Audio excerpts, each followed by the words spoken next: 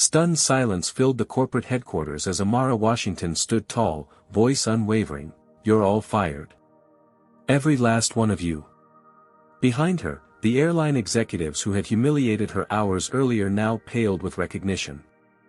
They hadn't known she owned their entire company, until now. Before I dive into this incredible story of justice served, drop a comment letting me know where you're watching from. Hit that like button and subscribe to catch more stories of people standing up against discrimination. Now let's get into how Amara Washington went from being humiliated to becoming the hero we all needed. Growing up in South Chicago, Amara Washington knew two things with absolute certainty: education was her ticket out, and she would need to work twice as hard as anyone else to get half as far. The daughter of a postal worker and a nurse, Amara had grown up watching her parents fight against a system designed to keep them in their place. But rather than breaking her spirit, their struggles only fueled her determination. By 16, Amara had already mapped out her future. Her bedroom wall displayed not the typical teen idol posters but a vision board: Harvard Business School, Fortune 500 company, and eventually, her own empire. Her teachers called her ambitious. Her parents called her driven.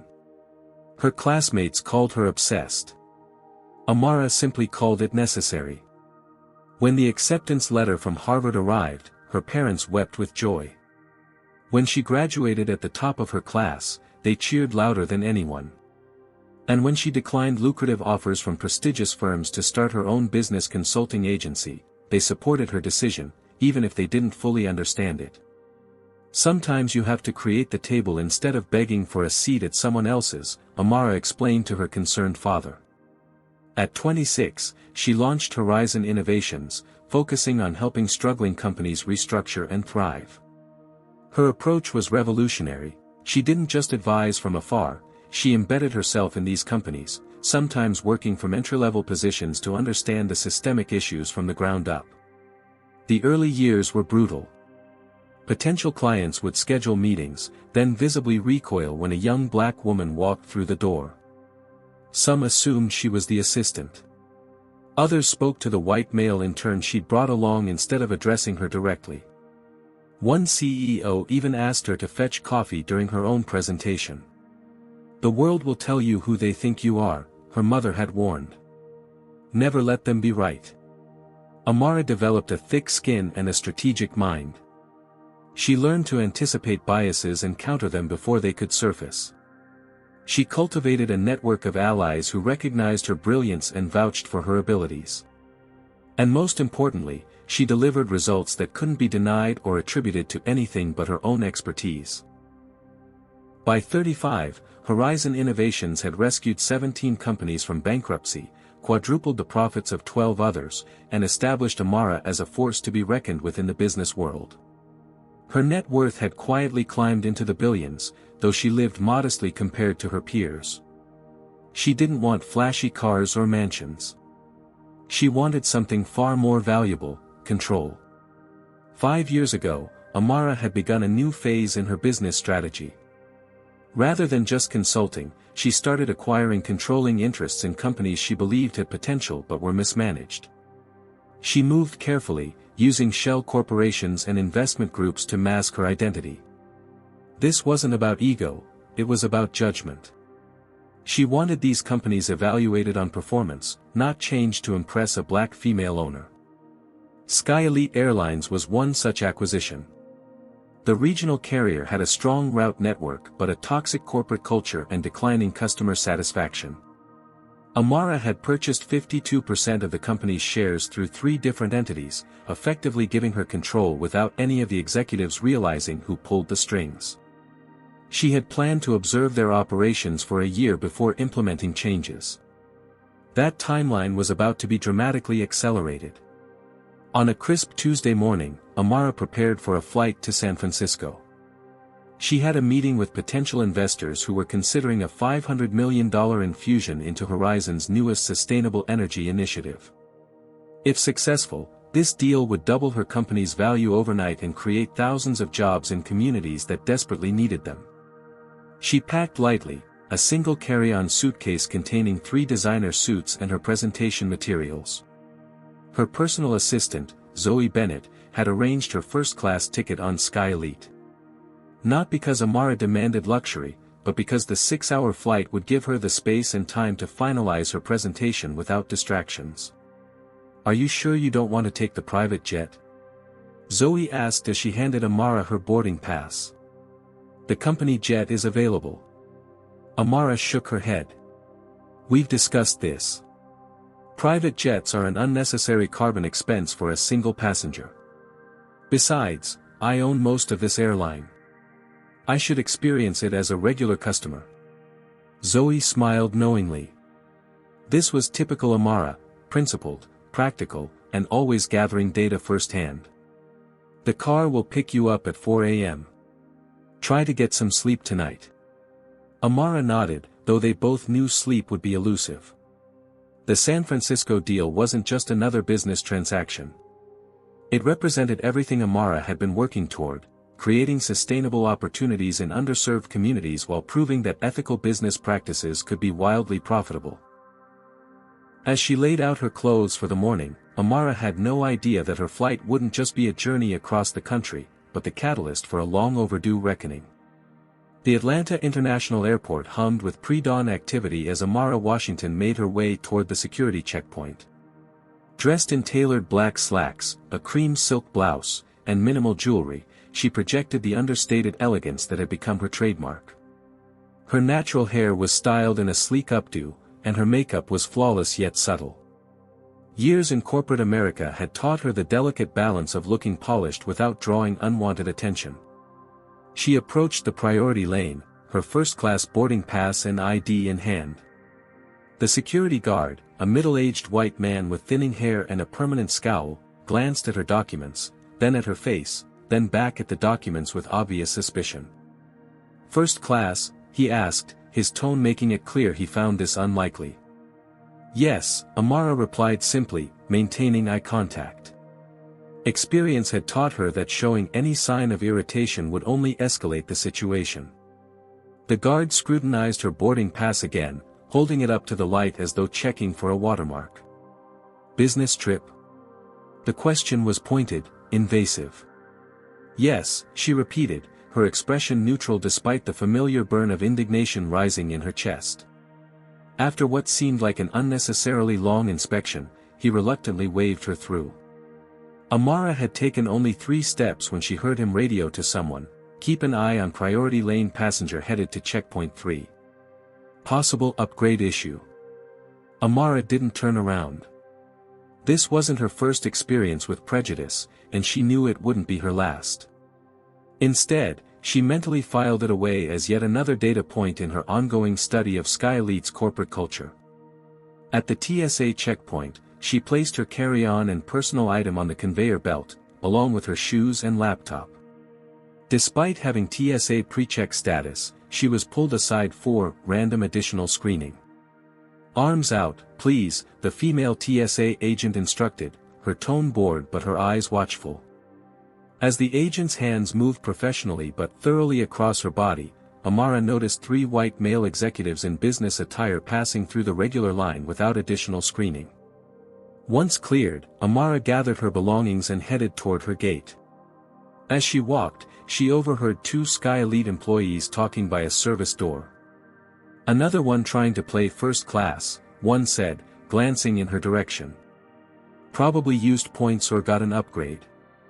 Or a fake ticket," the other replied with a snort. "You know how they are." Amara kept walking, her stride confident despite the knot forming in her stomach. Their words weren't just offensive, they were revealing. If ground staff felt comfortable making such comments openly, what did that suggest about the airline's culture as a whole? At the gate, the waiting area was beginning to fill with early morning travelers. Amara found a quiet corner and opened her laptop to review her presentation one last time. 20 minutes later, a voice announced pre-boarding for first-class passengers. As she approached the gate, a flight attendant with the name tag, Terrence, smiled warmly. Unlike the previous employees, his greeting seemed genuine. "Good morning, ma'am. San Francisco today?" he asked, scanning her boarding pass. "Yes," Amara replied, returning his smile. Beautiful city. Business or pleasure? Business. Though I always try to make time for Fisherman's Wharf if I can. Terence chuckled. Can't beat that sourdough. Have a pleasant flight, Ms. Washington. The brief, normal interaction was a refreshing change. Amara made a mental note of Terence's name and professional demeanor. Her relief was short-lived. As she moved forward in the boarding line, the gate agent, a different one from Terence, stopped her. Excuse me, ma'am, but I need to verify your boarding pass, the woman said loudly enough for nearby passengers to hear. Of course, Amara replied, presenting it again. The agent scrutinized the document with exaggerated care while continuing to let white passengers through with barely a glance. And may I see your ID as well? Amara provided her driver's license, keeping her expression neutral despite the humiliation of being questioned while others streamed past. She was acutely aware of the stares from other passengers, some curious, some embarrassed, some smirking. Is there a problem? Amara asked quietly. Just following protocol, the agent replied without looking up. After another long moment, she reluctantly returned the documents. You're clear to board. As Amara finally moved toward the jet bridge, she heard the agent mutter to a colleague, never hurts to double-check. The message was clear, in their eyes, she didn't belong in first class. She was an anomaly, a disruption to their worldview that required verification and explanation. The irony that she owned a controlling interest in the very airline treating her with such suspicion wasn't lost on her. Approaching the aircraft door, Amara spotted Terence again, now assisting with the boarding process. He gave her another warm smile as she stepped onto the plane, a small gesture of respect that stood in stark contrast to her treatment thus far. Welcome aboard, Ms. Washington, he said. First class is to your left. As she made her way to her seat, Amara wondered how many other black passengers endured similar treatment every day. More importantly, she wondered how many Sky Elite employees like Terence were forced to witness such discrimination while feeling powerless to intervene. She settled into seat 2A, a window position that would give her privacy to work during the flight. As she stored her carry-on in the overhead bin, Amara had no idea that the worst of her experience with Sky Elite Airlines was yet to come. Amara settled into her spacious first-class seat, arranging her laptop and presentation notes on the side table. The cabin was filling with the usual mix of business travelers and wealthy vacationers, most avoiding eye contact in that peculiar way of strangers forced into proximity. A young flight attendant with a name tag reading Brandon moved efficiently through the cabin, offering pre-departure beverages to the passengers, most of them, anyway. He served the white businessman across the aisle. Good morning, sir. Would you care for orange juice, water, or champagne before takeoff? He served the elderly white couple in row 1, good morning. Something to drink before we depart? When he reached Amara's row, he simply passed by without acknowledgement, continuing to the next white passenger with his practiced smile firmly back in place. Amara raised a hand slightly. Excuse me. Brandon paused, his expression cooling. Yes.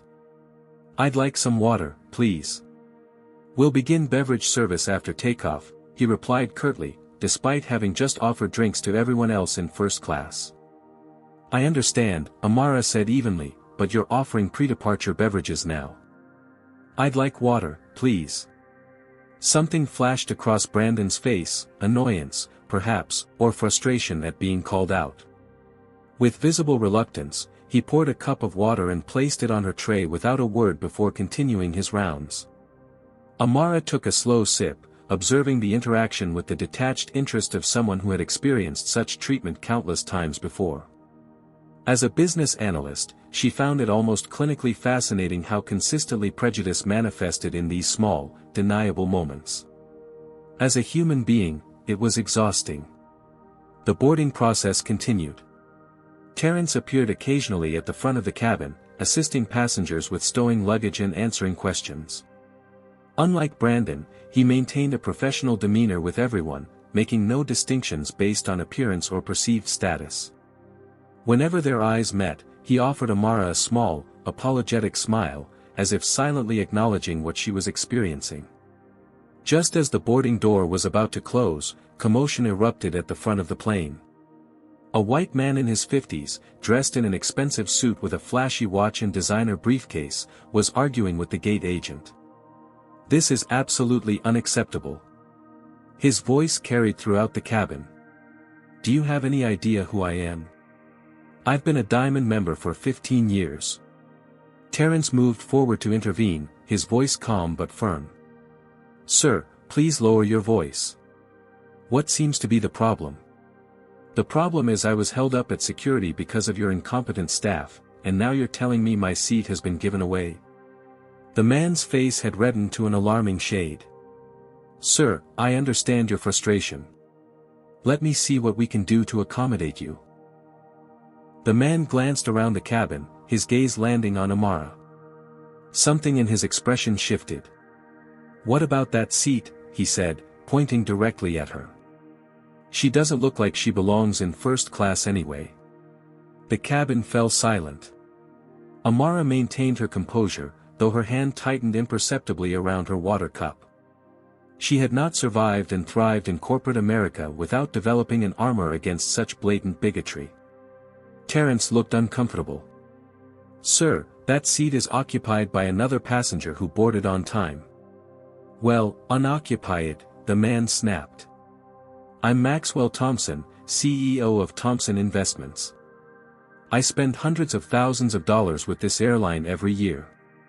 Surely you can move one person to make room for a loyal customer." Brandon, who had been hovering nearby, stepped forward with an obsequious smile. "Mr. Thompson, of course we value your business. Let me speak with my supervisor."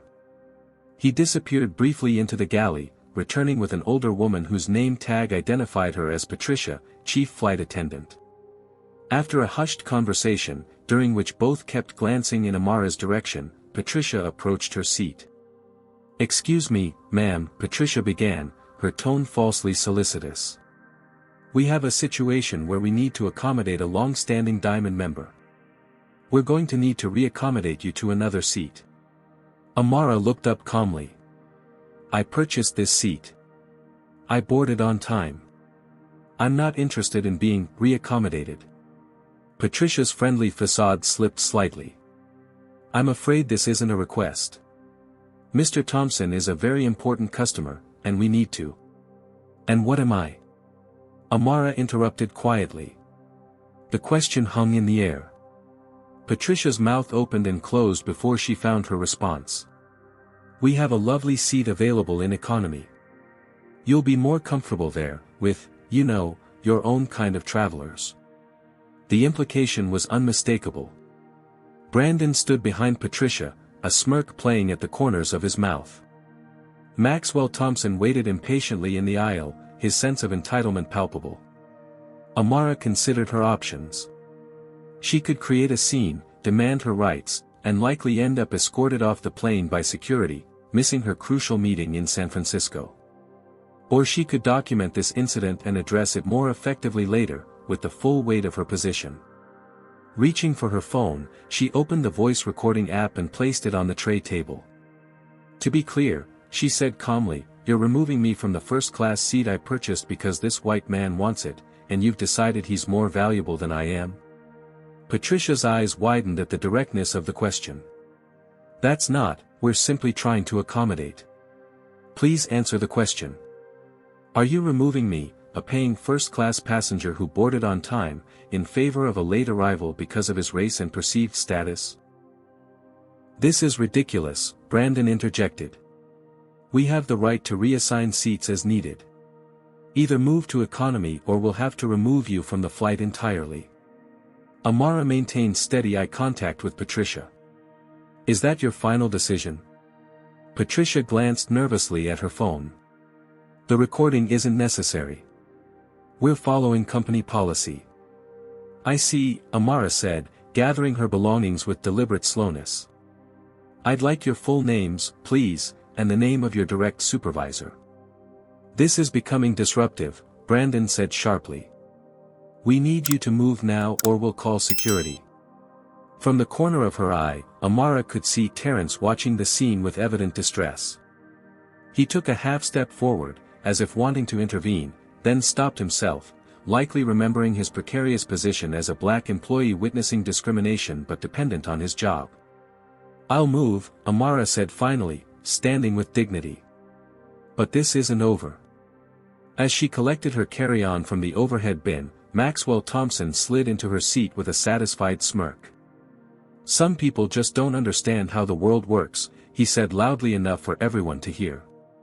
With her head held high, Amara allowed herself to be escorted toward the back of the plane, the recording app still running on her phone. Behind her, she heard Patricia's relieved sigh and Brandon's performative apology to Thompson. "So sorry for the inconvenience, sir. Can I get you a champagne before takeoff?" What none of them realized was that Amara Washington wasn't just any passenger. She was their boss's boss. And by the time this flight landed, she would own not just a majority stake in Sky Elite Airlines, but the power to remake it entirely. The walk through the first-class cabin felt like a public shaming. Every pair of eyes followed Amara's progress toward the economy section, and the silence was deafening. Some passengers averted their gaze, uncomfortable with the blatant injustice they just witnessed. Others stared openly, curious about the woman who'd been deemed unworthy of first class. A few wore smug expressions, as if her removal confirmed their own biases about who belonged where. Brandon led the way with brisk efficiency, clearly eager to complete this task and return to serving his valuable customers. Patricia followed behind Amara, perhaps to ensure she didn't attempt to reclaim her rightful seat. The formation felt intentional, a prisoner escort rather than a customer service interaction. As they passed through the premium economy section, whispers began to ripple through the cabin. What did she do? Must have been causing trouble. Probably tried to use a fake ticket. They always want what they haven't earned. Amara kept her gaze forward, her expression impassive despite the burning humiliation. Years of being the only black woman in boardrooms had taught her to compartmentalize her feelings, to separate the professional from the personal. But this was different. This wasn't about business competence or corporate politics. This was about her fundamental humanity being dismissed. The economy section was completely full, as she'd suspected it would be. The flight to San Francisco was a popular business route, especially on Tuesday mornings. Brandon stopped at row 27, gesturing to the middle seat between two already seated passengers, a heavy-set man who had spilled over into the adjacent space, and a young woman with headphones who looked annoyed at the interruption. "Your new seat," Brandon announced loudly, making no effort to cushion the humiliation. The overhead bins in this section were already crammed full. Patricia made a show of looking for space before turning to Amara with false concern. "It seems there's no room for your carry-on. We'll need to check it." "That's not acceptable," Amara replied firmly. "I have important business materials that cannot be checked." "Well, I don't know what you expect us to do," Brandon interjected. "There's no space." From behind them, Terence appeared, somehow having slipped away from his first-class duties. "I can make some room," he offered, already rearranging items in the overhead bin to create space. With practiced hands, he managed to fit Amara's carry-on securely inside. Brandon shot him a look of betrayal. "You're needed in first class, Terence." "Just helping a passenger," Terence replied evenly, though the tension between them was palpable. As Amara squeezed into the middle seat, the man beside her made a show of sighing loudly and shifting his bulk to reclaim as much space as possible. The woman on her other side pulled her headphones down and muttered, "I was hoping to have some extra room." "Sorry for the inconvenience," Amara replied with dignity. Patricia and Brandon lingered just long enough to ensure she was seated before retreating to the front of the aircraft, their duty discharged.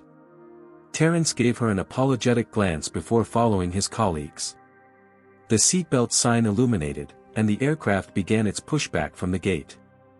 Amara tried to focus on her upcoming presentation, but the cramped conditions made it impossible to open her laptop properly. The man beside her had claimed the entire armrest and a portion of her space, while the woman on her right kept shooting irritated glances whenever Amara moved.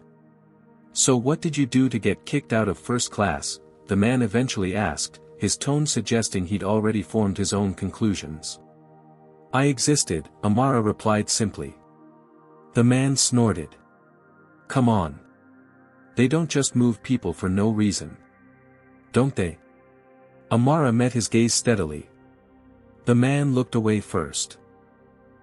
As the flight reached cruising altitude, Amara attempted to work on her phone instead, reviewing key points of her presentation. The $500 million deal wouldn't wait just because Sky Elite Airlines had decided she didn't deserve the seat she'd purchased. The beverage service began, with flight attendants working their way slowly from the front of the plane.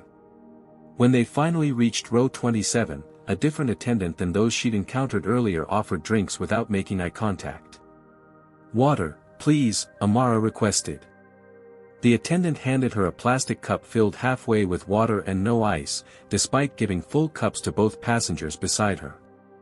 It was yet another small indignity, likely unconscious rather than deliberately malicious, but no less revealing of the systemic issues at play. About an hour into the flight, Terence appeared in the economy cabin, ostensibly checking on passengers but making his way directly to Amara's row. "Is everything all right with your seat, ma'am?" he asked professionally, though his eyes conveyed a deeper concern.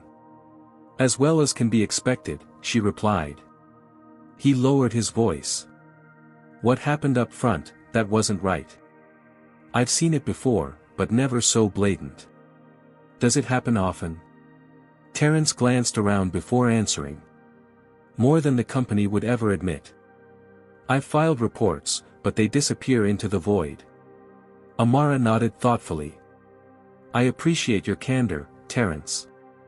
And your professionalism throughout this situation." He seemed surprised by her composure. "Most people would be livid." "Oh, I am," Amara assured him with a small smile. "But anger is only useful when channeled effectively." Something in her tone made Terence study her more carefully. "You're not just any passenger, are you?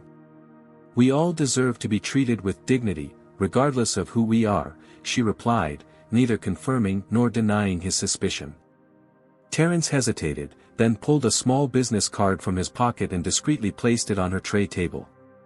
"My employee information. If you decide to file a complaint, I'd be willing to corroborate your account." It was a risk for him, and they both knew it. Whistleblowers rarely fared well in corporate America, especially black whistleblowers challenging systemic racism. "Thank you, Terence. That's very brave." He gave a slight nod before continuing his rounds, maintaining the appearance of routine cabin service. The remainder of the flight passed in uncomfortable silence. Amara managed to review her presentation on her phone, though the cramped conditions and frequent interruptions made it difficult to concentrate. The psychological weight of the discrimination affected her more than she wanted to admit, stirring memories of every slight, every dismissal, every time she'd been treated as less than because of her skin color. Have you ever experienced discrimination on a flight or in another public place? Comment number 1 if you believe Amara should file a formal complaint, or number 2 if you think she should let it go to focus on her business meeting. Like and subscribe to follow Amara's journey, and let me know what you would have done in her position. Do you think Terence was right to offer his employee information?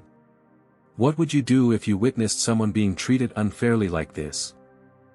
The plane touched down at San Francisco International Airport at 10:17 a.m. local time. As the aircraft taxied to the gate, Amara felt the familiar weight of exhaustion that came from maintaining composure in the face of blatant discrimination. The 5-hour flight had been physically uncomfortable and emotionally draining, but she couldn't afford to dwell on it now. The meeting with potential investors was scheduled for 1 p.m., giving her barely enough time to reach her hotel, refresh, and prepare. As passengers began the slow process of deplaning, Amara remained seated, allowing those around her to gather their belongings. She had learned long ago that patience often served her better than asserting her right to exit promptly. The man beside her pushed past without a word, while the woman on her right offered a perfunctory, "Excuse me," as she squeezed into the aisle. Amara waited until most of the economy section had cleared before standing to retrieve her carry-on. As she made her way forward, she caught sight of Maxwell Thompson in the first-class cabin, laughing with Brandon as Patricia handed him his designer briefcase with a deferential smile. The scene crystallized everything wrong with Sky Elite's culture: the preferential treatment, the casual racism, the reinforcement of existing power structures. Near the aircraft door, Terrence stood in professional silence, nodding goodbye to departing passengers. When Amara approached, he spoke quietly. "Ms. Washington, I hope the remainder of your flight was tolerable." "Tolerable is an accurate description," she replied with a small smile. "Thank you for your kindness, Terrence. It made a difference." He nodded, understanding the weight of her words. In an environment where discrimination was normalized, simple human decency became an act of subtle rebellion. As she exited the jet bridge, Amara's phone buzzed with a text from her San Francisco driver, waiting at arrivals, black Lexus sedan. The efficiency of her support team allowed her to bypass the worst of the airport crowds. Within 20 minutes, she was settled in the back seat of the car, heading toward the Fairmont Hotel on Nob Hill. "Straight to the hotel, Ms. Washington?" the driver asked. "Yes, please. I have a meeting at 1 p.m. that I need to prepare for." The driver nodded, skillfully navigating through the late morning traffic. Amara used the drive to center herself, shifting her focus from the airline incident to the critical presentation ahead. $500 million in investment capital would transform Horizon Innovation's sustainable energy initiative from promising concept to market-changing reality. The project would create jobs in communities often overlooked by tech investors, while significantly reducing carbon emissions in manufacturing processes. At the hotel, Amara had just 45 minutes to shower, change, and review her presentation one final time. The hot water helped wash away some of the tension from the flight, but as she dressed in her charcoal gray suit and applied a fresh coat of lipstick, she couldn't entirely shake the residual anger. It simmered beneath her professional exterior, a potent fuel she would need to channel productively. The Presidio room at the San Francisco Business Center had been reserved for the meeting, a sleek, modern space with floor-to-ceiling windows overlooking the bay. Amara arrived 15 minutes early to set up, connecting her laptop to the projection system and arranging the printed materials at each seat. By 12:55 p.m., she was ready, her presentation queued up and her talking points fresh in her mind. The investors arrived as a group, 4 men and 3 women representing some of the most significant venture capital firms in Silicon Valley. Leading them was Victor Chen, founding partner of Emerald Bay Ventures and a notoriously tough critic of new green technology initiatives. His firm alone controlled $3 billion in investment capital, and his opinion carried enormous weight with the others. "Ms. Washington," he greeted her with a firm handshake. "I've heard impressive things about Horizon's approach to sustainable manufacturing." "Thank you for making time today, Mr. Chen," Amara replied. "I believe what we're about to show you will exceed even those expectations." As everyone took their seats, Amara felt a familiar calm settle over her. This was her element: the presentation of ideas, the strategic deployment of data, the careful building of a compelling business case. Here, unlike on the airplane, she controlled the narrative. "Ladies and gentlemen," she began, her voice steady and authoritative, "thank you for joining me today. What I'm about to share isn't just another green tech initiative. It's a fundamental reimagining of how manufacturing and sustainability can coexist profitably." For the next 45 minutes, Amara guided them through Horizon's revolutionary approach, a closed-loop system that reduced energy consumption by 62% while increasing production efficiency by over 40%. The proprietary technology, developed by a team of engineers recruited from underrepresented communities in STEM, had already been successfully implemented in 3 test facilities. "The data speaks for itself," Amara said, highlighting a particularly impressive graph. "But what these numbers don't show is the human impact. Our pilot program in Detroit created 317 new jobs in a community with 22% unemployment. 90% of those positions went to local residents, and 63% to people of color." Victor Chen leaned forward, his interest evident. "Impressive social metrics, but what about the bottom line? Green initiatives often promise financial returns that never materialize. It was exactly the opening Amara had anticipated. With confident precision, she walked them through the financial projections, conservative estimates showing 18% returns in year 1, scaling to 34% by year 5. "We're not asking you to choose between profit and planet," she concluded. "We've created a model where they're fundamentally aligned. The $500 million we're seeking isn't charity or even corporate social responsibility. It's simply smart business." A charged silence filled the room as she finished. Amara stood tall, hands clasped loosely in front of her, projecting the quiet confidence that had become her trademark. The exhaustion and humiliation from the flight were nowhere evident in her demeanor. Victor Chen was the first to speak. "Ms. Washington, I've sat through over 2,000 pitches in my career. Most are forgettable. Some are interesting. Rarely are they transformative." He paused, glancing at his colleagues. "This falls into that last category." Relief and triumph surged through Amara, though her expression remained professionally measured. "I'd like to discuss increasing our participation beyond what you've requested," Chen continued. "This technology has applications beyond your current targets, and we'd like to explore those possibilities." What followed was 2 hours of intensive discussion, as the investors moved from skepticism to enthusiasm to active collaboration. By 4:30 p.m., they weren't just offering the $500 million Amara had requested, they were proposing a partnership that would provide up to $800 million in staged funding, with options for further expansion. As they finalized the preliminary terms, Elise Nakamura, CFO of Sequoia Partners, pulled Amara aside. "I have to say, your composure today was remarkable. Most people would have rescheduled after what you experienced this morning." Amara gave her a questioning look. "I was on your flight," Elise explained. "In premium economy. I saw what happened." "Ah." Amara nodded, maintaining her professional demeanor despite the unexpected connection. "Well, some obstacles are meant to be navigated, not avoided. Still, to deliver this level of presentation after that kind of treatment." Elise shook her head admiringly. "It speaks volumes about your character." The meeting concluded with handshakes all around and promises of draft agreements within 48 hours. As the investors filed out, Victor Chen lingered. "One last thing, Ms. Washington. I'm on the board of Sky Elite Airlines." Amara's pulse quickened, though her expression remained neutral. "What I witnessed on today's flight was unacceptable. I'd like to personally ensure it's addressed at the highest levels." For a moment, Amara considered telling him that she already had the means to address it, that she owned controlling interest in the very airline that had humiliated her. But strategic instinct held her back. This was information to deploy carefully, not in the heat of the moment. "I appreciate your concern, Mr. Chen," she said instead. "Perhaps we can discuss it another time. Today, I prefer to focus on our successful partnership." He nodded, respecting her choice. "Of course. We'll be in touch soon." As the door closed behind him, Amara finally allowed herself a moment of celebration.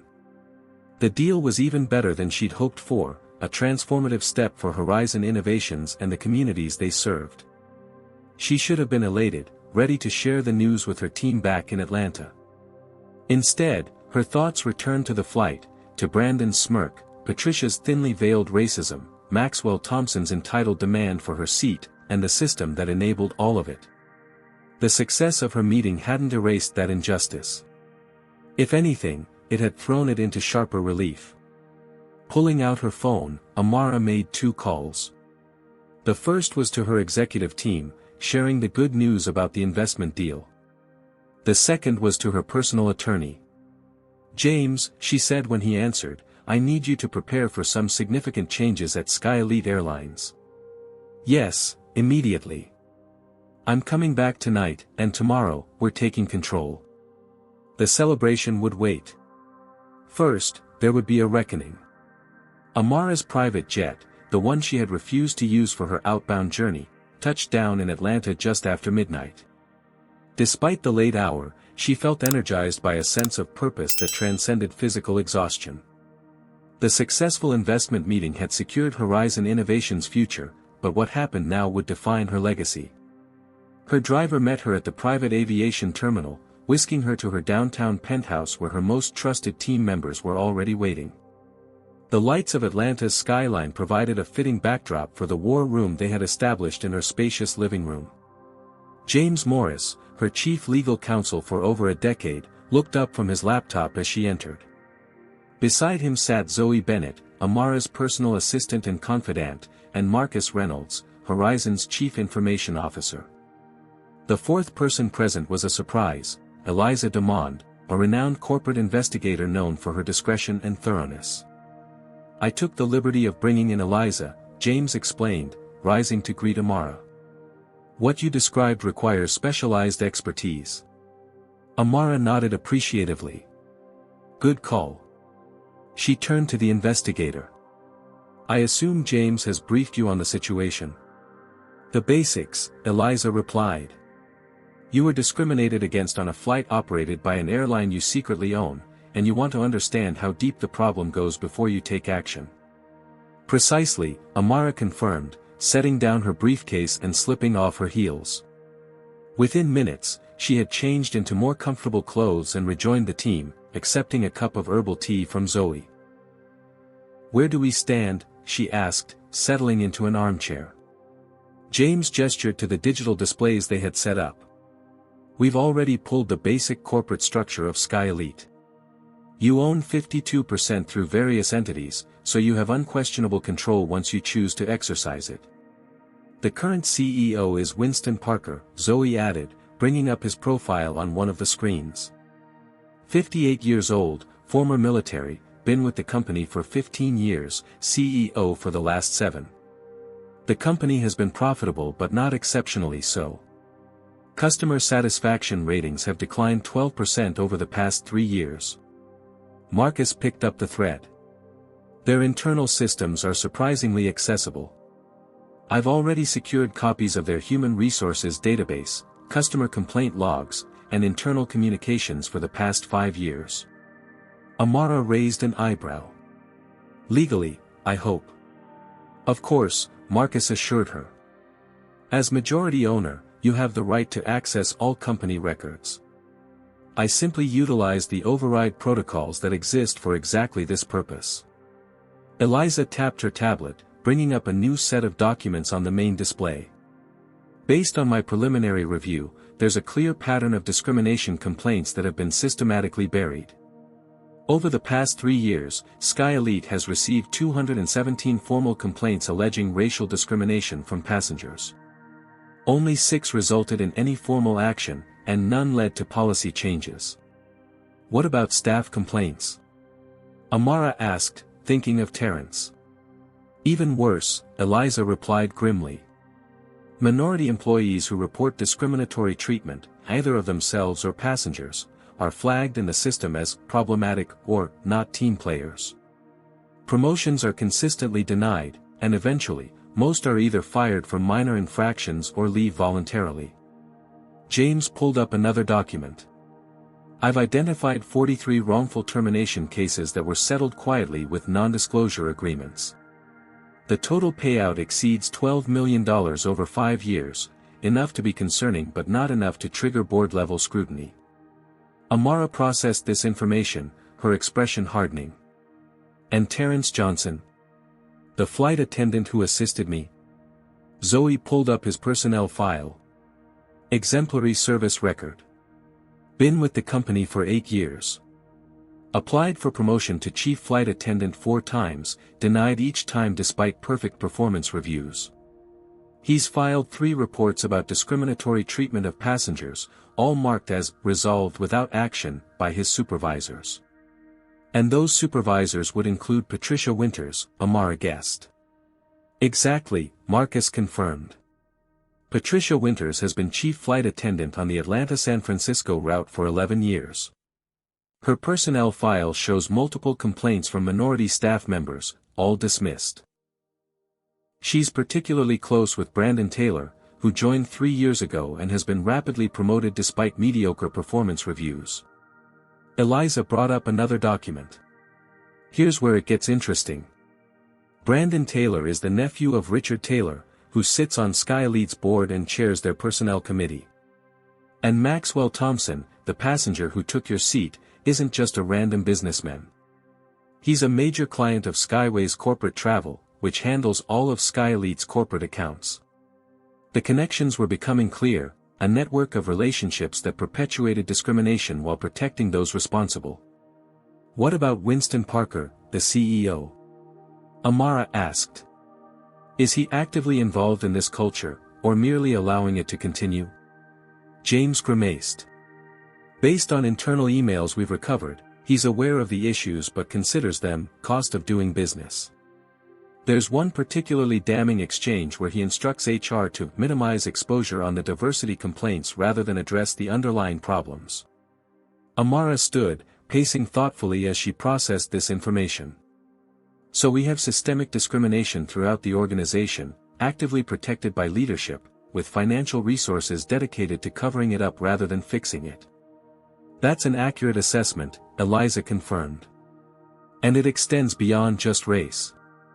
We're seeing similar patterns with gender discrimination, particularly for female pilots and executives. I want to know more about the victims, Amara said.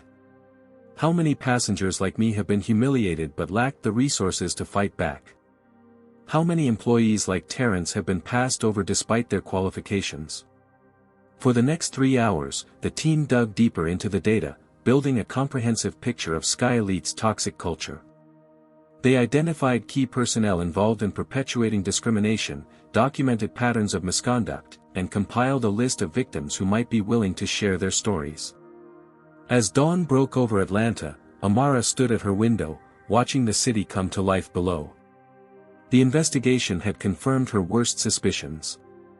Sky Elite Airlines wasn't just a company with a few bad employees, it was an organization where discrimination had been institutionalized, protected, and even rewarded. What's our next step? Zoe asked quietly, joining her at the window. Amara turned, her decision made.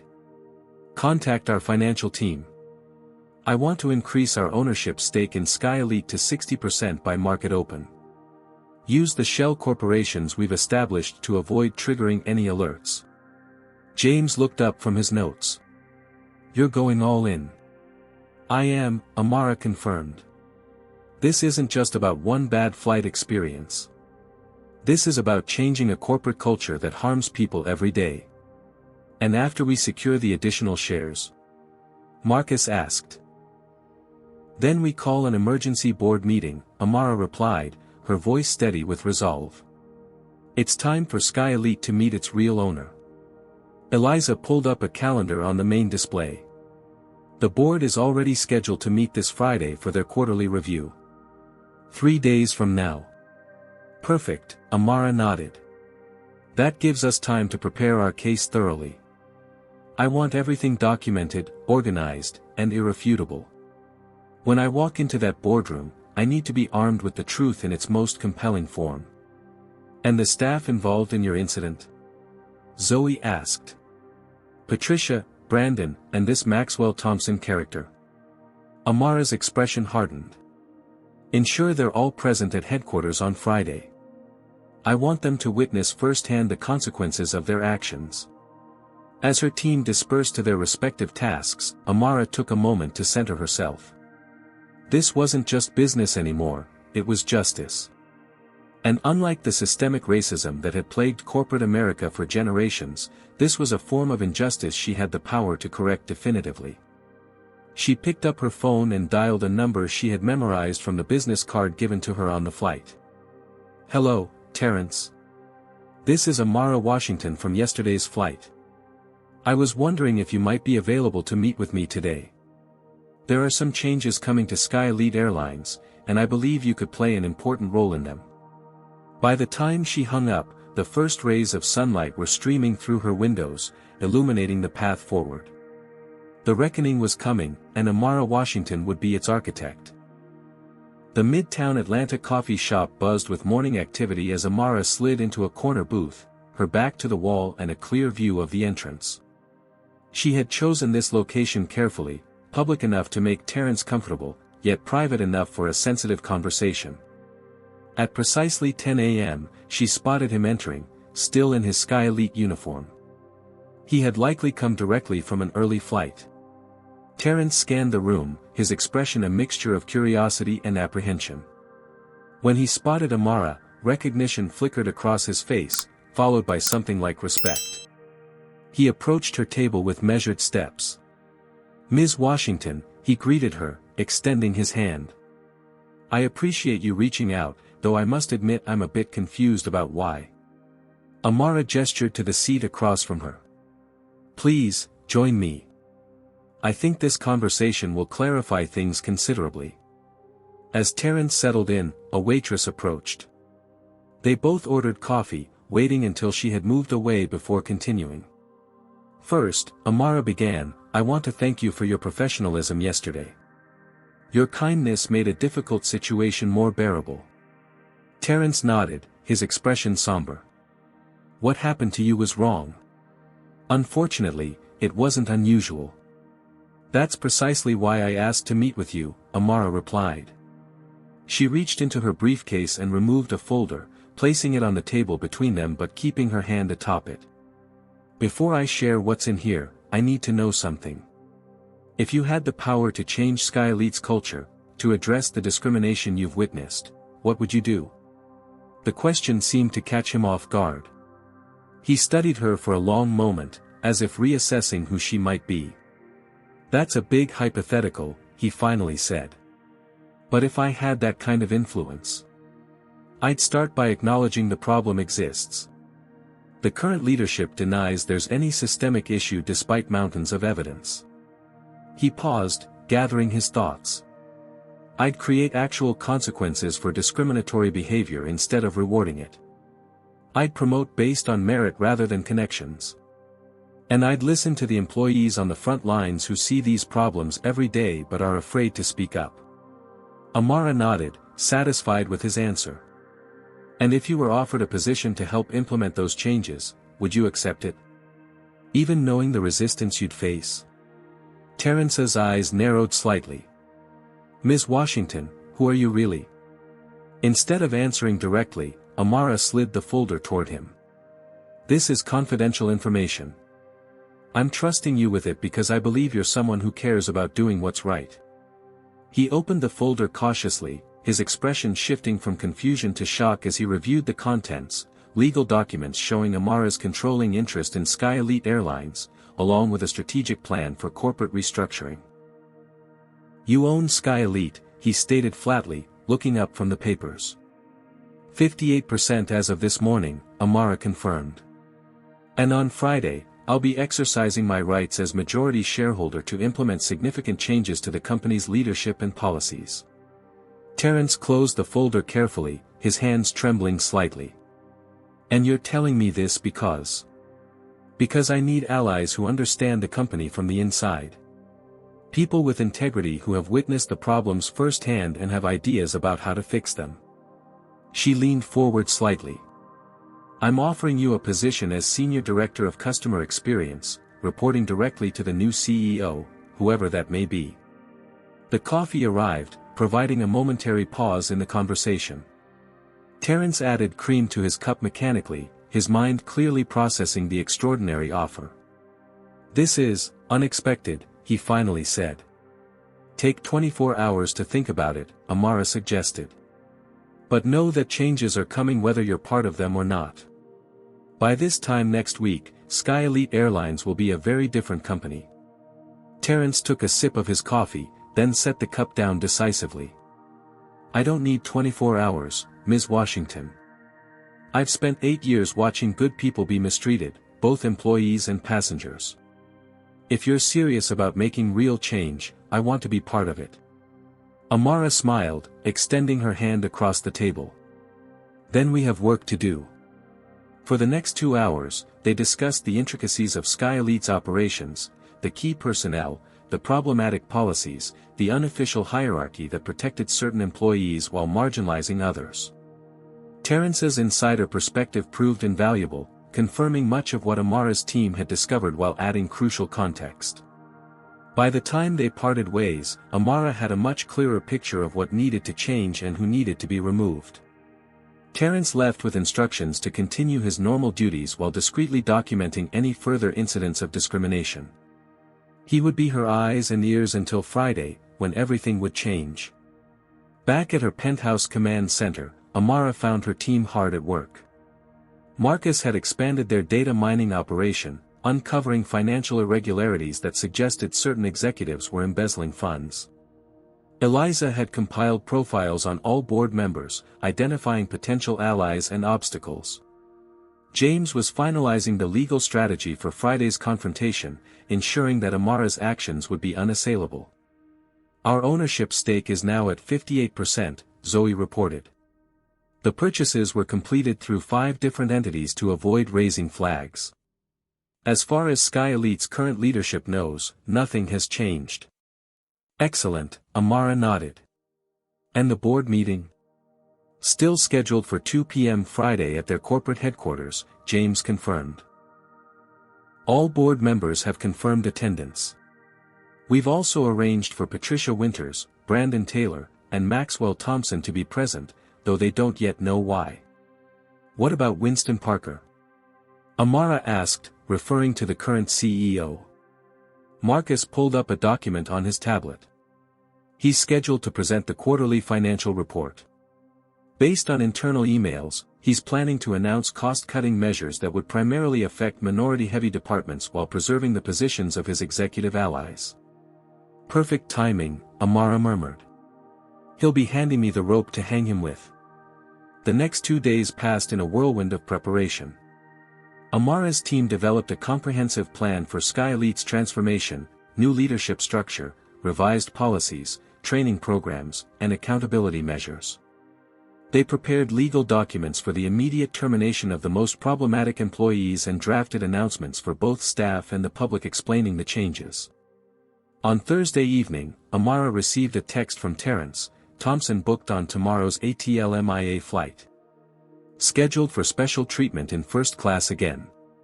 The final piece of the puzzle slid into place. Maxwell Thompson would be at Sky Elite headquarters for a VIP tour before his flight, a perfect opportunity to confront one of the key players in her humiliation. Friday morning dawned clear and bright.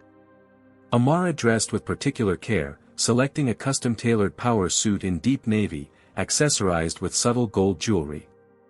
Her hair was styled in an elegant updo, her makeup flawless but understated.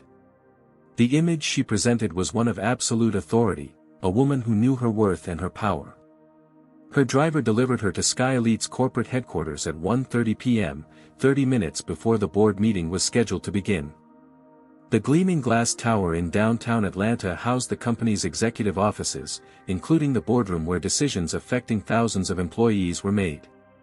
As Amara approached the security desk in the lobby, she was joined by her team: James, Zoe, Marcus, and Eliza, each carrying briefcases containing the evidence they had meticulously compiled. "May I help you?" the security guard asked, eyeing the group with slight suspicion. "Amara Washington and Associates," she replied smoothly. "We're here for the board meeting." The guard checked his computer. "I don't see you on the list, ma'am." "That's because my presence is a surprise," Amara said, her tone pleasant but firm. She removed a document from her briefcase and placed it on the counter. "This is legal verification of my status as majority shareholder of Sky Elite Airlines. I have the right to attend any and all board meetings." The guard examined the document with growing alarm, then made a hurried phone call. Within minutes, a flustered executive assistant appeared in the lobby. "Ms. Washington," she stammered, "we weren't expecting, that is, the board wasn't informed." "That was intentional," Amara replied calmly. "Now, please escort us to the boardroom. The meeting begins in 20 minutes, and I have a full agenda to cover." Confusion and disbelief radiated from the assistant, but the legal document left no room for argument. She led the group to a private elevator, using her keycard to access the executive floor. As they rode up in silence, Amara felt a sense of righteous purpose settle over her. This wasn't just about personal vindication, it was about creating lasting change in a system that had harmed countless people. By the time the elevator doors opened onto the executive floor, she was absolutely ready for the confrontation to come. The assistant led them to a waiting area outside the boardroom, where board members were already gathering. Their conversations died abruptly as they noticed the newcomers. Victor Chen, whom Amara had met in San Francisco, was among them. His eyes widened in recognition, then narrowed in understanding as he glanced at the documents in her hand. "Ms. Washington," he acknowledged with a slight nod. "I see you've decided to address the airline situation more directly than we discussed." "Some problems require a hands-on approach, Mr. Chen," she replied. Before he could respond, the boardroom doors opened, and Winston Parker emerged. The CEO of Sky Elite was a tall man with silver hair and the confident bearing of someone accustomed to unquestioned authority. His smile froze as he spotted Amara and her team. "What's going on here?" he demanded, looking to his assistant for explanation. "The board meeting is closed to the public." Amara stepped forward, extending the ownership documents. "I'm not the public, Mr. Parker. I'm your boss. And we need to talk." The Sky Elite boardroom exuded corporate power. A massive mahogany table dominated the space, surrounded by high-backed leather chairs. Floor-to-ceiling windows offered a commanding view of Atlanta's skyline, while portraits of previous company leaders, all white men, lined the walls. It was a room designed to intimidate, to remind visitors of the established order. Amara Washington was not intimidated. She stood at the entrance, scanning the faces of those already seated. 12 board members, including Victor Chen, occupied their usual places. Winston Parker, the CEO, had taken his position at the head of the table, his expression a mixture of confusion and growing alarm as he examined the ownership documents Amara had provided. "This can't be right," he muttered, flipping through the pages. "We would have been notified of any significant share transfers." "Not if the purchases were strategically distributed through various holding companies," Amara replied, her voice carrying clearly across the room. "A standard practice for those wishing to maintain anonymity while building a controlling interest." The board members exchanged uneasy glances. Victor Chen alone seemed unsurprised, watching the scene unfold with measured interest.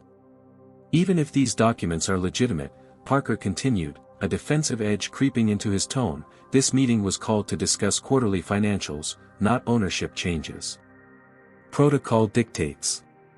"Protocol?" Amara interrupted, stepping fully into the room. Her team followed, positioning themselves strategically around the perimeter. "Let's discuss protocol, Mr. Parker. Is it protocol to remove a first-class passenger from their rightfully purchased seat because of their race? Is it protocol to allow systematic discrimination throughout your company while settling lawsuits quietly to avoid accountability?" A heavy silence fell over the room. Parker's face flushed red. "I don't know what you're talking about," he said stiffly. "Then allow me to refresh your memory," Amara replied. She nodded to Marcus, who connected his tablet to the room's presentation system. The large display screen at the end of the boardroom came to life, showing an email from Parker to the head of Human Resources. Discrimination complaints, handle the Thompson situation like the others. Settle quietly, NDA mandatory. Cheaper than changing how we do business or losing our premium clients. WP. Several board members leaned forward, expressions shifting from confusion to concern as they read the damning evidence. "That email is taken out of context," Parker protested. "And accessing internal communications without authorization is illegal. As majority shareholder, I have every right to review company records," Amara countered smoothly. "And there's no context that justifies systematically burying discrimination complaints rather than addressing them." She turned to address the board directly. "Ladies and gentlemen, for the past week, my team has been conducting a thorough investigation into Sky Elite's corporate culture and business practices. What we've uncovered is disturbing, to say the least. James stepped forward, distributing folders to each board member. Inside, you'll find comprehensive documentation of discrimination cases that were settled quietly, performance reviews manipulated to prevent minority employees from advancing, and financial irregularities that suggest misappropriation of company funds. The board members began examining the materials, their expressions growing increasingly grave. Victor Chen was the first to look up. "Ms. Washington, while these allegations are serious, I must ask, what is your interest here? Why this company specifically?" Amara met his gaze directly. "An excellent question, Mr. Chen. Perhaps a demonstration would be more effective than an explanation." She turned to Zoe. "Are our guests here yet?" Zoe checked her phone. "They've just arrived at reception. Security is bringing them up now." Parker pushed to his feet, his composure cracking. "This is my boardroom, Ms. Washington. You may own shares, but I'm still the CEO. You can't just invite outsiders to a confidential meeting." "Actually, I can," Amara replied calmly. "And after today, you will no longer be CEO. Please, sit down." The authority in her voice was so absolute that Parker found himself complying despite his indignation. A tense silence fell over the room, broken only by the sound of approaching footsteps in the hallway. The boardroom door opened to reveal Patricia Winters and Brandon Taylor, both in their flight attendant uniforms, looking confused and slightly nervous. Behind them stood Maxwell Thompson, dressed in an expensive suit, his expression shifting from confidence to wariness as he took in the unusual scene. "What's this about?" Patricia asked, glancing uncertainly at Parker. "We were told to report for a special recognition." "And you will be recognized," Amara assured her, "though perhaps not in the way you anticipated." She gestured toward empty chairs near the end of the table. "Please, join us." As the three newcomers hesitantly took their seats, Amara positioned herself at the center of the room, commanding attention without effort. 2 days ago, I boarded Sky Elite Airlines Flight 372 from Atlanta to San Francisco. I had purchased a first-class ticket for a very important business trip. Her gaze fixed on Patricia and Brandon. "Despite this, I was subjected to discriminatory treatment from the moment I entered the airport. I was questioned about my ticket validity, subjected to additional security screening, and ultimately removed from my first-class seat to accommodate Mr. Thompson here, who arrived late." Recognition dawned on their faces, followed quickly by alarm as they connected Amara to the passenger they had humiliated. "That was a legitimate receding," Brandon protested. "Mr. Thompson is a diamond member with over 1 million miles. And I am the majority owner of the entire airline," Amara replied, her voice deadly quiet. "Though none of you knew that at the time, which makes your behavior all the more revealing." Maxwell Thompson paled visibly. "I had no idea. That I owned the airline?" "Of course not. But you knew I was a paying customer with a valid ticket. You simply decided I was less deserving of that seat because of what I look like." Amara turned back to the board. "And this, ladies and gentlemen, is not an isolated incident. It's a symptom of a culture that has been allowed to fester under current leadership." Victor Chen leaned forward. "Ms. Washington, while I'm deeply disturbed by what I'm hearing, I must ask, what outcome are you seeking here?" "Justice," Amara replied simply. "And transformation." She moved to the head of the table, effectively displacing Parker from his position of authority. "As controlling shareholder of Sky Elite Airlines, I am exercising my right to implement immediate changes to company leadership and policy." She nodded to James, who distributed another set of documents. "You'll find before you my formal notice removing Winston Parker as CEO, effective immediately. Additionally, I am restructuring the executive team to address the systemic issues we've uncovered." Parker surged to his feet again, his face contorted with rage. "You can't do this. The board has to vote.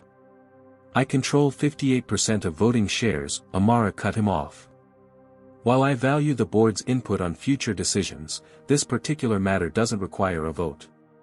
She fixed him with an unwavering stare. You're fired, Mr. Parker. As are you, Ms. Winters, and you, Mr. Taylor. The fired employees sat in stunned silence as the reality of their situation sank in. Maxwell Thompson shifted uncomfortably in his seat. And me? He asked quietly. I'm not even an employee. You, Mr. Thompson, will no longer be welcome on any Sky Elite flight, Amara informed him. Additionally, your company's corporate account will be terminated effective immediately. Thompson's face flushed with indignation. You can't do that. Do you have any idea how much business my firm brings to this airline? Approximately $8.3 million annually, Amara replied precisely. A figure that pales in comparison to the moral cost of allowing customers like you to believe that wealth entitles you to mistreat others. She gestured toward the door. Security will escort you out. Your personal belongings will be sent to your office. As if on cue, 3 security officers appeared at the doorway. Their presence made it clear that resistance would be futile. Parker looked desperately around the boardroom, seeking allies among the directors he had worked with for years. He found none. The evidence presented was too damning, the legal documentation too solid. One by one, the board members averted their eyes, unwilling to go down with a sinking ship. This isn't over, Parker hissed as he gathered his things. You'll be hearing from my attorneys. I look forward to it, Amara replied calmly. I'm sure they'll be interested in the additional evidence we didn't present today, including your creative accounting practices regarding executive bonuses. That final shot landed with devastating precision. Parker's shoulders sagged in defeat as the fight visibly drained from him. Without another word, he followed the security officers from the room, trailed by Patricia, Brandon, and a shell-shocked Maxwell Thompson. As the door closed behind them, a pregnant silence filled the boardroom. Amara allowed it to linger for a moment before addressing the remaining board members. Ladies and gentlemen, I understand this is unprecedented and undoubtedly unsettling. However, I want to assure you that my goal is not to dismantle Sky Elite, but to transform it into the company it should be, one that treats all customers and employees with dignity and respect. She gestured to the door, which opened once again to reveal Terrence Johnson, still in his flight attendant uniform but standing tall with newfound confidence. This is Terrence Johnson, one of your most dedicated employees. Despite exemplary service and qualifications, he has been repeatedly passed over for promotion after reporting discriminatory incidents. Amara smiled at him encouragingly. Terrence has agreed to serve as our new Senior Director of Customer Experience, where he will help implement comprehensive changes to service policies and staff training. Victor Chen was the first board member to speak. Ms. Washington, while your methods are unorthodox, I cannot argue with the evidence you've presented or your legal right to take these actions. He looked around at his fellow directors. I, for one, support this change in leadership and look forward to seeing how you transform Sky Elite.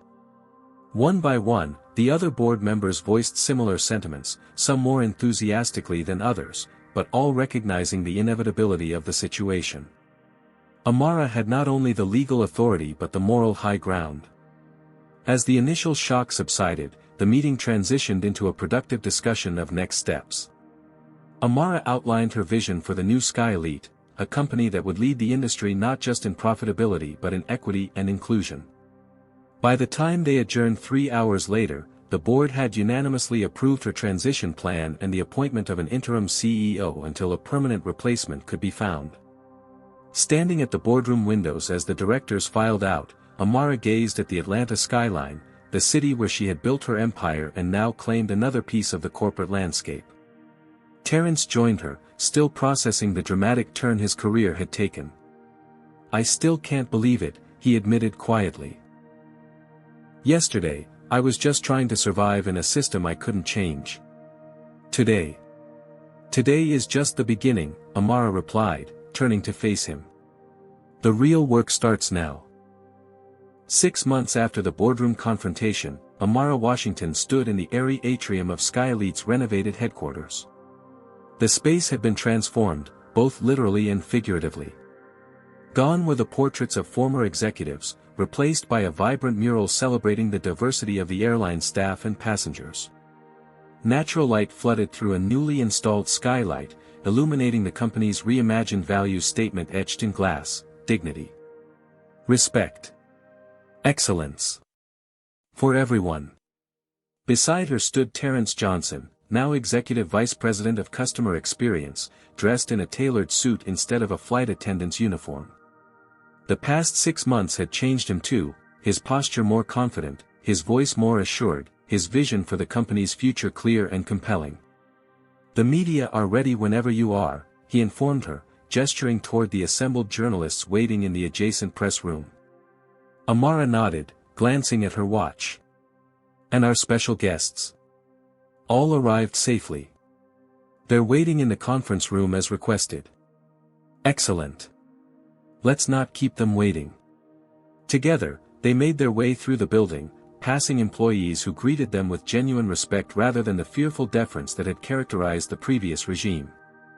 The transformation of Sky Elite's corporate culture hadn't been easy or instantaneous, but the progress was unmistakable. In the large conference room, a group of 25 people from diverse backgrounds sat in comfortable chairs, engaged in quiet conversation. They fell silent as Amara and Terrence entered. These weren't journalists or business analysts, they were former employees and passengers who had experienced discrimination at Sky Elite under the previous leadership. "Thank you all for coming," Amara began, taking a position at the front of the room. "6 months ago, I made you a promise, that your experiences would not be forgotten or dismissed, that your voices would be heard, and that real change would come to this company. Today, I want to show you how we're keeping that promise." For the next hour, Amara and Terrence presented the comprehensive changes implemented throughout Sky Elite. The statistics were impressive: a 57% increase in minority hiring at management levels, a 72% reduction in customer discrimination complaints, and a new corporate policy that tied executive compensation directly to diversity and inclusion metrics. Most importantly, Terrence explained, "We've established the Sky Elite Justice Fund, dedicated to supporting employees and passengers who experienced discrimination in the past." He gestured to the assembled group. "Each of you will receive not just financial compensation, but our public acknowledgement of the wrongs you endured. Your stories will become part of our mandatory training program, ensuring that future generations of Sky Elite employees understand the real human impact of discrimination." An older woman in the front row raised her hand. "What about the people responsible? Parker and the others?" "Winston Parker is currently under investigation by the SEC for financial improprieties uncovered during our corporate restructuring," Amara informed them. "Patricia Winters and Brandon Taylor are facing civil lawsuits from multiple former employees. And Maxwell Thompson's investment firm has lost several major clients after our public disclosure of his behavior." "Accountability matters," Terrence added. "But so does redemption. We've also implemented a pathway for former employees to return to the company after completing our new inclusivity training program, provided they demonstrate genuine understanding and commitment to change." After addressing all questions from the former victims, Amara invited them to join the press conference as honored guests. Together, they moved to the press room, where cameras and reporters awaited. The media event was a masterclass in corporate transparency. Rather than attempting to minimize past failures, Amara acknowledged them directly, presenting the company's transformation as both a moral imperative and a business success story. The numbers backed her up. Customer satisfaction ratings had increased by 23%, employee retention had improved dramatically, and despite initial market skepticism, Sky Elite's stock price had risen 15% in the past quarter. "Our experience demonstrates that doing the right thing and doing the profitable thing aren't mutually exclusive," Amara told the assembled journalists. "By creating a culture of respect and accountability, we've not only improved morale but also operational efficiency. Passengers want to fly with an airline they can trust, and employees perform better when they feel valued." Following the press conference, Amara took Terrence aside for a private moment in her new office, formerly Parker's spacious corner suite, now redesigned with warm colors and comfortable seating arranged for collaboration rather than intimidation. "I received the latest passenger satisfaction numbers this morning," she told him, bringing up a chart on her tablet. Up another 8% this month. The board is thrilled. Terrence smiled, though a hint of weariness showed around his eyes. The past 6 months had been demanding for everyone involved in Sky Elite's transformation. It's good progress, but we still have work to do. Some of the regional managers are resisting the new training protocols. Change takes time, Amara acknowledged. Especially when we're dismantling systems that have been entrenched for decades. She set the tablet aside. But that's not why I wanted to speak with you privately. She moved to the window, gazing out at the Atlanta skyline. 6 months ago, when I boarded that flight to San Francisco, I had no intention of taking direct control of Sky Elite. I was content to remain a silent investor, observing from a distance. What changed? Terrence asked. Amara turned to face him. I realized that observation without action is just another form of complicity. When I saw how deeply discrimination had become embedded in this company's operations, I understood that incremental change wouldn't be enough. Her expression softened. And when I saw how you tried to help me despite the personal risk, I knew there were good people here worth fighting for. She returned to her desk, opening a drawer to retrieve a small box. Which brings me to this. She handed it to Terrence. Inside was a gleaming name badge with the Sky Elite logo and the title, Chief Executive Officer, beneath his name. The board unanimously approved your appointment this morning, Amara explained as surprise registered on his face. I've been serving as interim CEO, but Sky Elite needs permanent leadership from someone who truly understands both its past failures and its future potential. Terrence stared at the badge, momentarily speechless. I don't know what to say. Say yes, Amara encouraged him. You've more than proven your capabilities these past 6 months. The employees respect you, the customers trust you, and you understand this business from the ground up. But what about you? He asked. Sky Elite has become your personal mission. And it will remain so, she assured him. As chairwoman of the board, I'll continue to guide the company's strategic direction. But day-to-day operations should be led by someone who lives and breathes this airline. She smiled. Besides, I have other companies in need of similar transformation. After a moment's reflection, Terrence accepted the badge with resolute determination. I won't let you down. I know you won't, Amara replied confidently. Later that afternoon, they gathered the entire headquarters staff in the atrium for a special announcement. As Terrence stepped forward to accept his new role, the spontaneous applause that erupted from employees at all levels confirmed what Amara already knew: Sky Elite had found the right leader for its new era.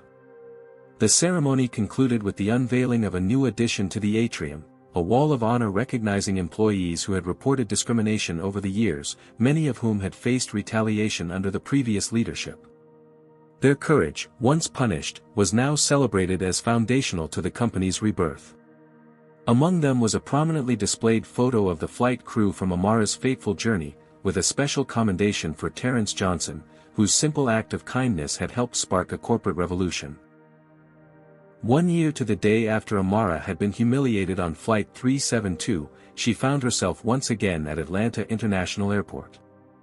This time, however, she was there by invitation, to celebrate the opening of Sky Elite's redesigned first-class lounge, now renamed the Dignity Lounge and featuring artwork from diverse artists alongside photographs documenting the company's transformation journey.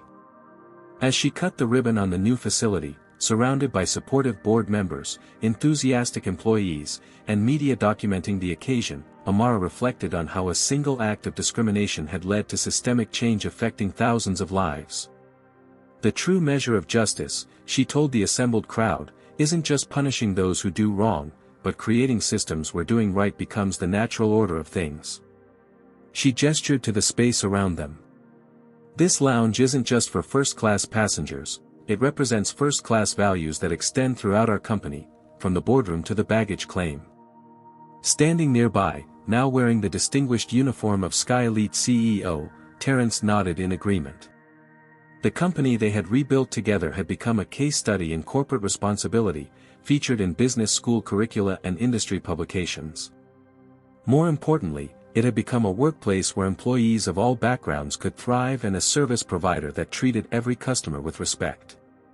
As Amara mingled with guests after the ceremony, she overheard a conversation between two young black flight attendants. "Did you know she owns the whole airline?" one whispered. "Not just owns it, she transformed it," the other replied. "My mother tried working here 10 years ago and quit after 3 months because of how they treated her. Now she's considering coming back." Amara smiled to herself, finding in their words the true measure of her success. Not in profits or press coverage, but in the subtle shifting of expectations, the creation of spaces where dignity wasn't a privilege for some, but a right for all. Later, as her private jet prepared for takeoff, Amara gazed out at the Sky Elite terminal. The airline had become more than just another asset in her portfolio. It stood as tangible proof that one person with courage and resources could challenge entrenched systems and win. The victory wasn't merely personal vindication but a template for change that others could follow. Her phone chimed with a message from Terrence. Monthly diversity numbers just came in. Highest in the industry for the 3rd consecutive quarter. "We did it." Amara typed back, "You did it. I just opened the door." As her plane climbed into the evening sky, Amara Washington contemplated her next target, another company in her vast portfolio where discrimination festered beneath a veneer of corporate policies. The work wasn't easy, and it was far from finished. But with each success, the path became clearer, the allies more numerous, the possibility of genuine change more real. Sometimes, she reflected, justice comes not from waiting for systems to improve, but from owning the systems themselves, and then having the courage to transform them from within. What would you do if you were in Amara's position? Would you have taken immediate action or pursued a different path to justice? Share your thoughts in the comments below.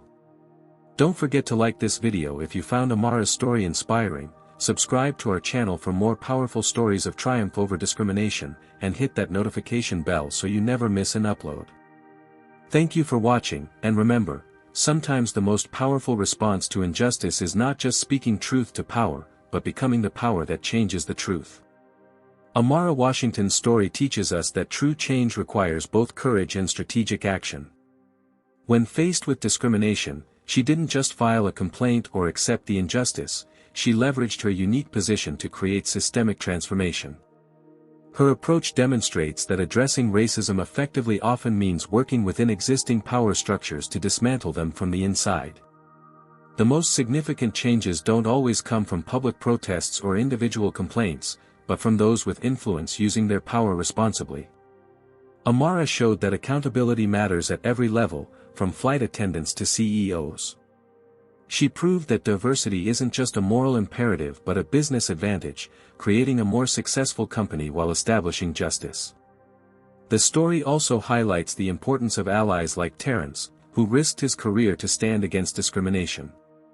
When people in positions of privilege recognize injustice and act despite personal risk, they become essential partners in creating lasting change.